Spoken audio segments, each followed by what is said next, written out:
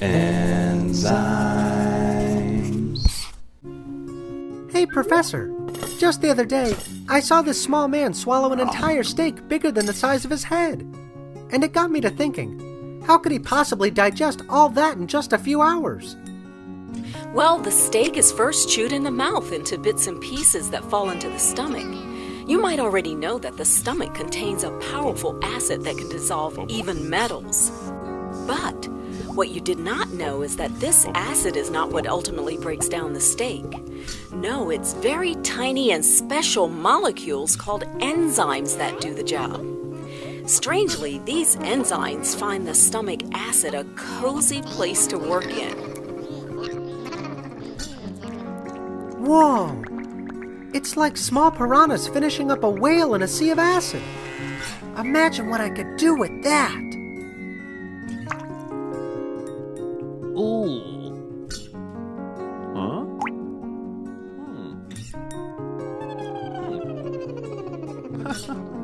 Well, it doesn't work that way.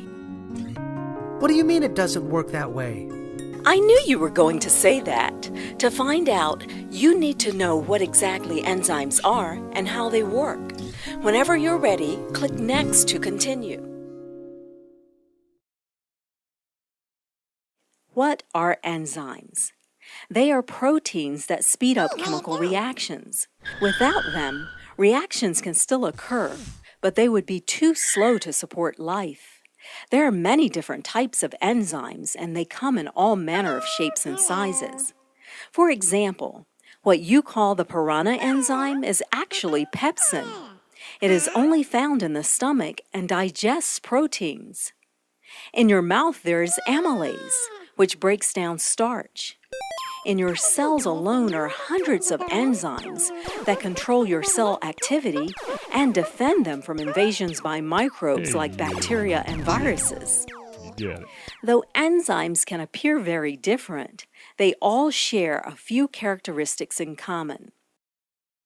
Let's now take a look at what these are.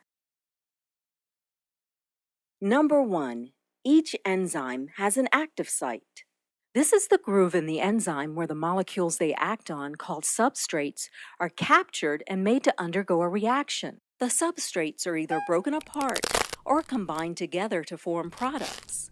For instance, starch found in the bread that you eat is digested to form simple sugars called glucose that is then absorbed into the body. Glucose is used up as energy, but when there's too much of it, special enzymes combine the glucose molecules together to form a giant molecule called glycogen, which is then stored away in the liver and muscles for later use. Number 2, enzymes are very specific. Each enzyme can only bind to one type of substrate. Let's look at the case of lipase enzyme, which breaks down fats. Molecules like glucose and proteins cannot fit into the active site of lipase. Only fat cells can bind to the active site because they have the right shape. This ability to act on just fat cells is very important for lipase. Lipase converts fats into energy.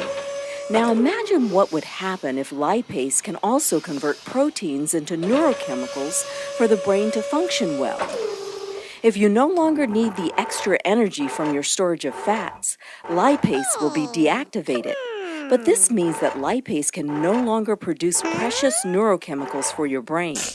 In other words, when you stop burning fats, you end up damaging your brain. To prevent such freakish scenarios from happening in our body, enzymes must only act on one type of molecule. Number 3, enzymes are recycled. Enzymes are not altered by the reactions they speed up. Immediately after they finish one reaction, they can act on a new substrate.